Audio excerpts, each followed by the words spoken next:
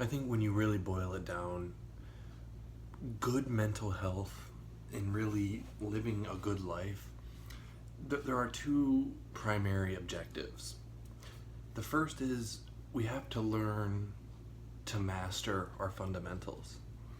We have to come to grips, come into awareness of, and a respect for reality, its limits, truth, how things really are. That's our first quest. And our second quest is to learn how to play with the potentials and to play with our freedom within that existence. And I think mental health problems and problems with living in general stem from two of those things.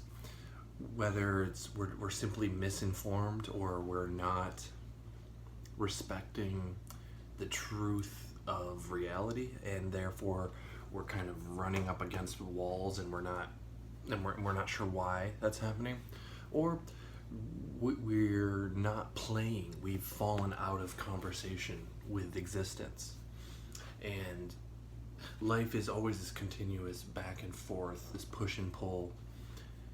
You can think of it, life is one big conversation, and to stay engaged in that conversation, that's being alive, that's being responsible, that's being creative, and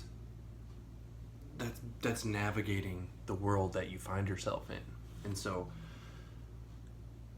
mastering the fundamentals and learning reality, coming to grips with it, coming to terms with it, and then learning how to play with all of the space in between and all of the wiggle room that life gives us. Those are our two big tasks. And I think if you focus on both of those, learning and training and gaining knowledge about yourself, about the world, about others, and then this sort of real-time doing, learning how to play, how to be in the moment, how to be present and be engaged. And they both come to influence each other, right? I mean, I think this is the pursuit of education, is you learn the fundamentals and then you start playing with the potentials that are out there. And I think this applies absolutely to our own mental well-being and how we lead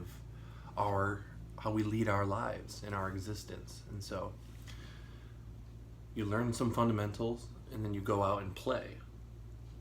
And by playing, you discover some more truth about the fundamentals that you're mastering. And as you're gaining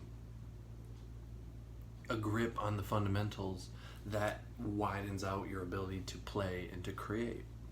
And then as you play and create more, you start to fill in a deeper foundation. And it's in this way that we grow and we mature and we start to actualize our potential and who we really are.